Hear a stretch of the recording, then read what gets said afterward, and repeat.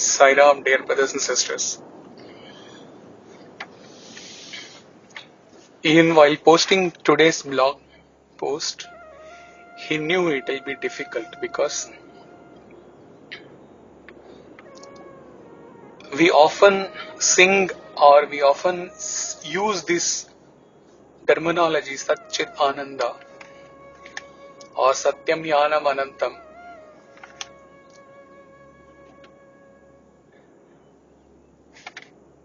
But these are the most profound and most subtlest revelations in Vedanta, and theoretical understanding of these at intellectual level is of little use because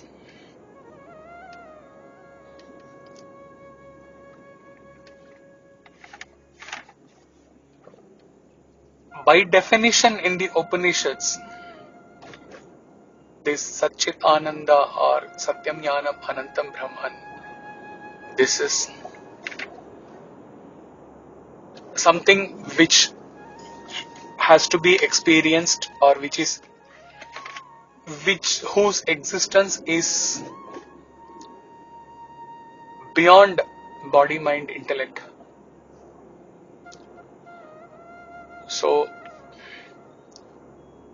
if we try to understand something which is beyond body, mind, intellect with our mind or intellect, there is a contradiction there.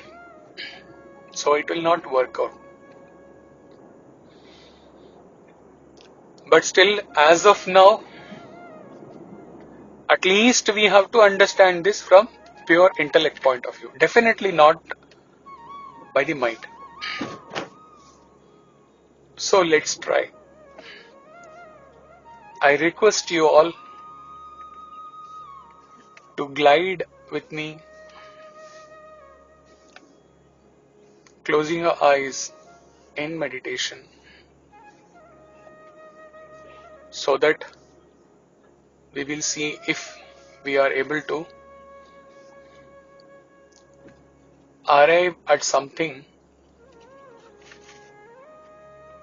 which is being expressed now through limited words, but which essentially is beyond any expression.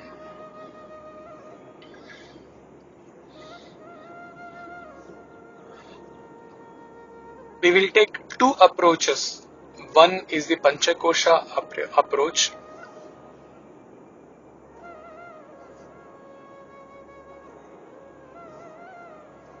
and another one is the waking, dream and deep sleep state, which is also covered indirectly in the Panchakosha approach but not directly. We will deal with that directly also. Okay, now assuming that yesterday's post on the Panchakoshas, followed by its alignment with the Sai Om, which was sent as a message in the evening to the group, it is assuming that it is clear to all of you. With that assumption, he is starting now. So we applied three factors, three principles: the knower and the known, the changeless and the changing, and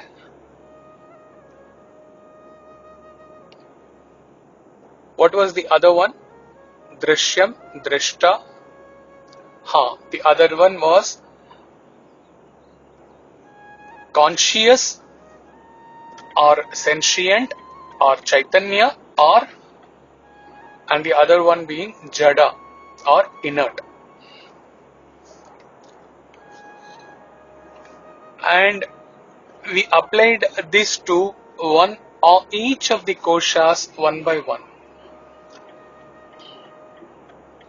And we concluded that Annamaya kosha related to body, Pranamaya kosha related to the pranas, Manomaya kosha related to the mind, Vijnanamaya kosha related to the intellect, and the deep sleep state or the ignorance, deep cosmic ignorance state, absence of agitation or absence of uh, mind state. We applied and then we found out, we concluded that none of them pass through these three tests. None of them are the eternal knower. None of them are eternally Chaitanya, sentient, and none of them are eternally changeless.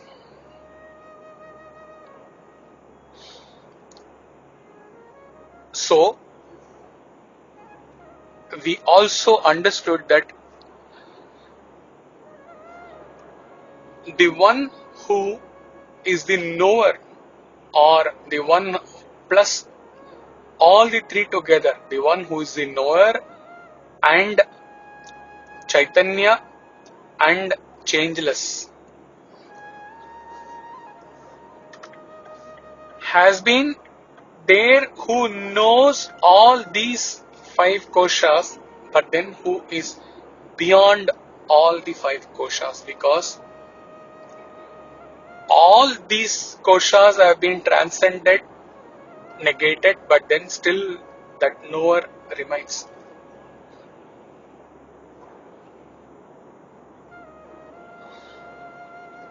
So that means, let us take ourselves in the meditation. He is telling you in advance, this is not an easy thing to experience. So you have to be, maybe 2-3 times you may have to listen, and then you will have to glide along with this in your meditative process. So let us take ourselves. Say, Satya, I start meditating on myself. Okay. I am not the Annamaya kosha, I am not the Pranamaya kosha, I am not the Manomaya, Vijnanamaya, Anandamaya koshas. But I am existing. And not only that I am existing, I am also aware of my existence. Who is that I? Who is aware? If I take myself as Satya, I have ruled out this physical Satya. I have ruled out the mind of Satya, the intellect of Satya, the pranas of the Satya, and even the deep sleep state of the Satya. But then Satya still exists.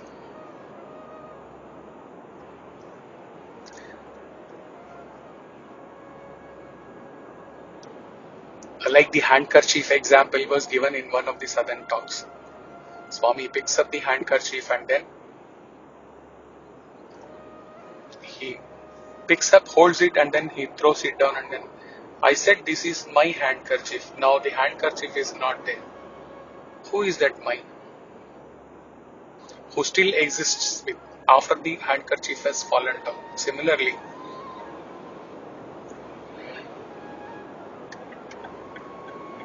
me, Satya, who is having all these five koshas, but then something in me, in my meditation, is negating each of these five koshas from the gross to subtler, subtle to subtler koshas. Who is negating these five koshas? Who is there existing in Satya? Who is aware of the five koshas, knower of the five koshas, who is conscious of the five koshas, who is changeless but who knows about all these five changing. aspects. Someone in Satya has to be existing, and it is not enough that like a rock or a mountain he is just existing. He has to be aware also.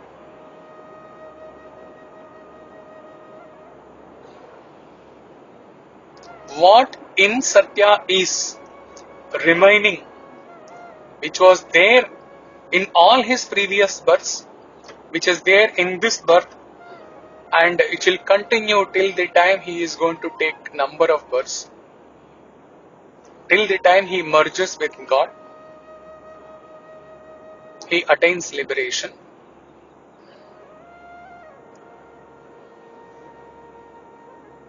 What is that in him? He is existing and he is aware.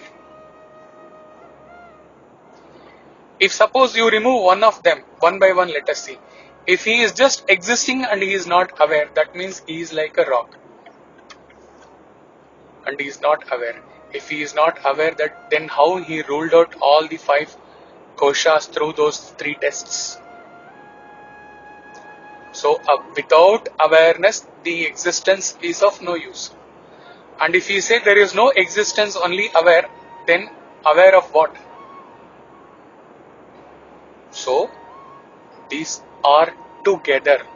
One without the other is that is why in Vedanta the expression juxtaposed is used. It has to be read, one has to be read with the other. Now let us take the second approach.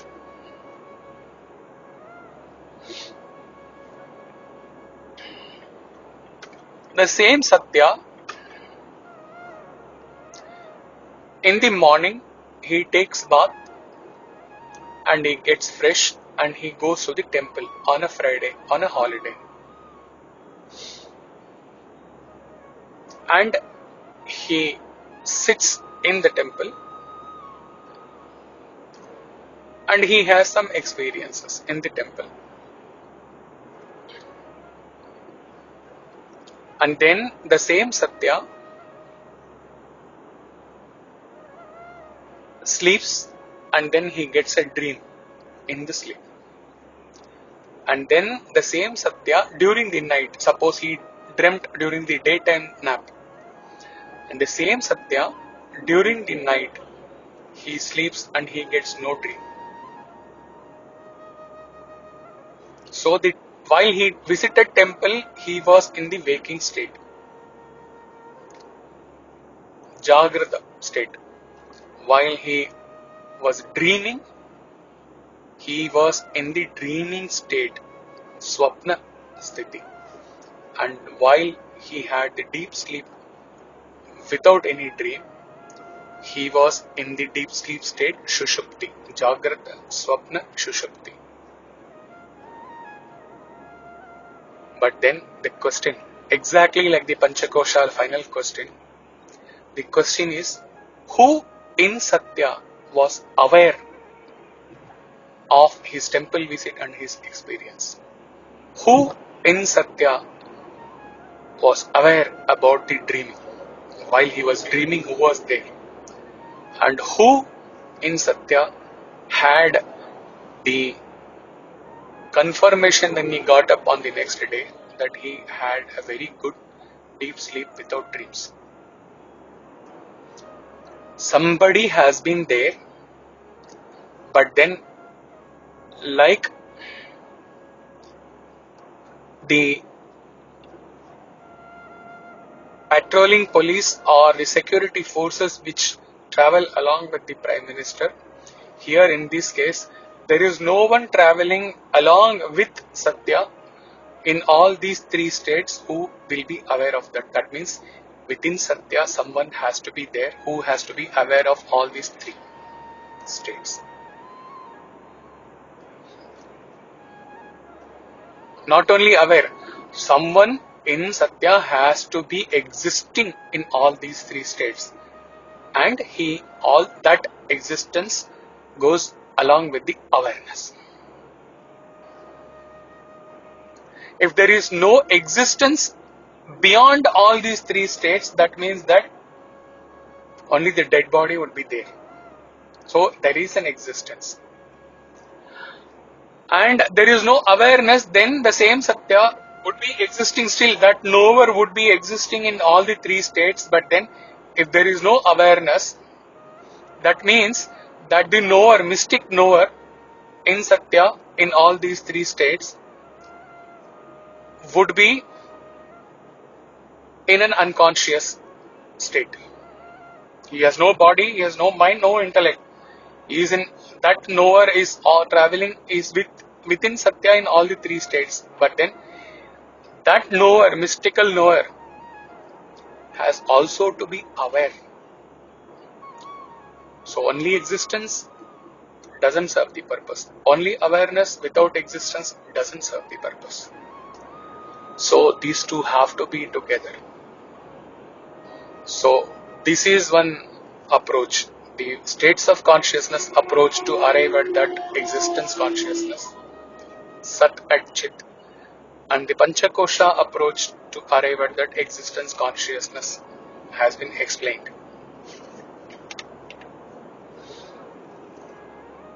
So now we go to a temple. We often experience ourselves, or we hear from others that, oh, that particular temple in the Sri Sailam, or that particular temple in Madurai, or in the particular temple in Dwarka, or whatever, wherever, Jammu, wherever, that deity,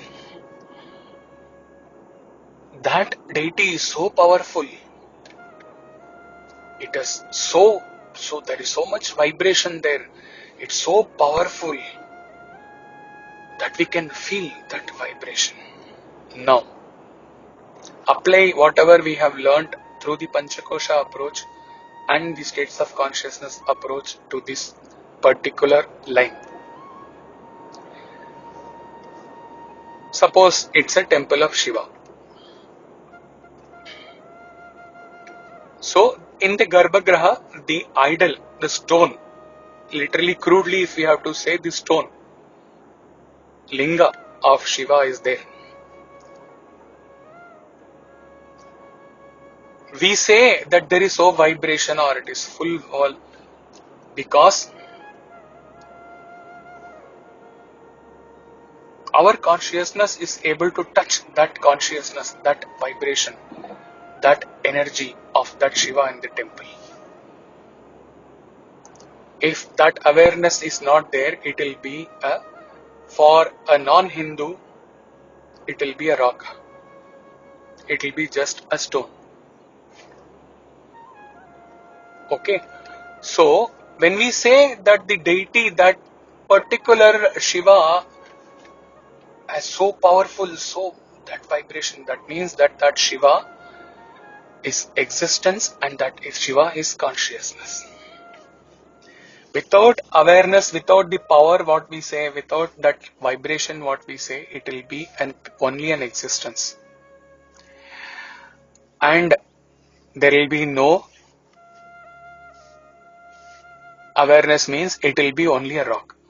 Simple rock. Or there is only awareness, consciousness, awareness there in the temple, means it has to be blank. There has to be no linga over there.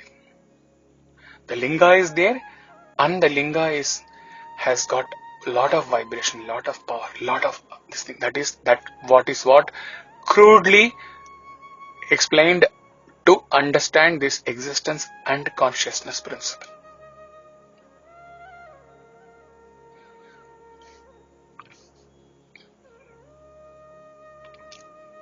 Who is the knower, the changeless, the Chaitanya, who exists, who has been there in and through all the five koshas, negating all the five koshas one by one, transcending all the five koshas, and ultimately transcending the Anandamaya kosha, but existing, still existing. Who is that, again, that knower that Chaitanya, that changeless phenomena, who has witnessed the waking state of Satya, who has witnessed the dream state of Satya, who has witnessed the deep sleep state of Satya, but still who is over and above, who's beyond all these three states of Satya.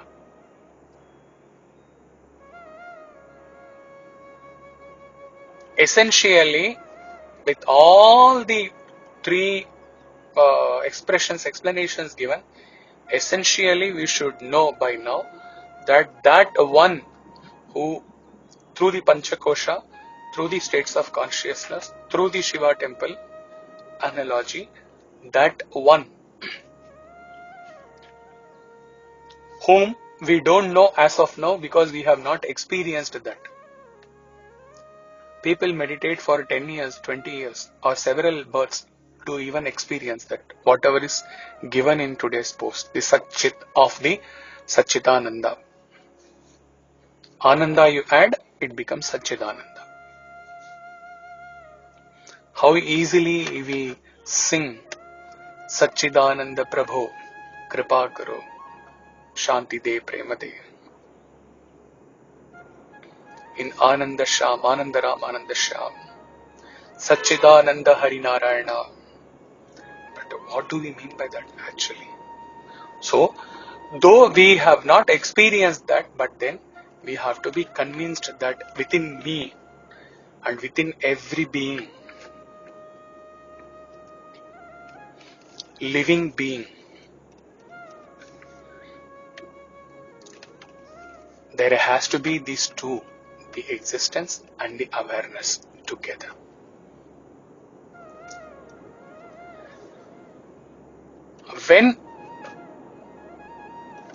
Why do we see a rock and say that it is a jada vastu?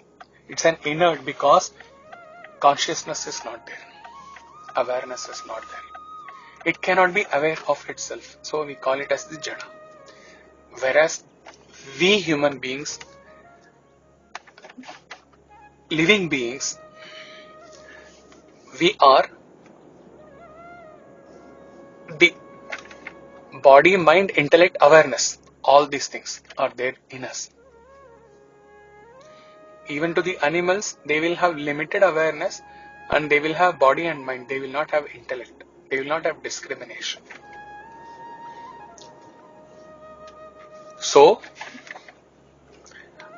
for understanding at the intellectual level, this most profound and most subtle Vedanta secret can be, to the best of his knowledge, to the best of his experience and understanding of this secret. He may be wrong, but he thinks that this cannot be explained in a more easier way in which you can relate to this. If this is not understood, if this much is also not understood, then they will be just English words.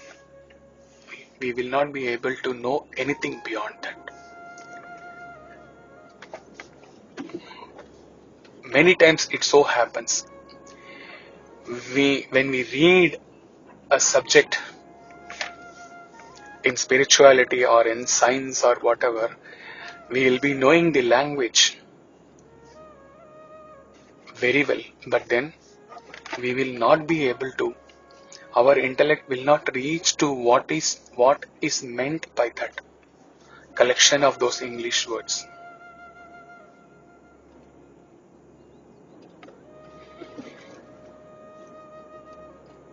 So, all along praying to Swami, he thinks that this will help you. So what do we have to do? First, you have to listen to this and then go back to the blog post, read the entire post in the light of this listening, and then after assimilating the listening and the reading, then sit quietly and meditate. And like Satya went through the Panchakosha state and the three states himself, each one of you, or those who are really interested in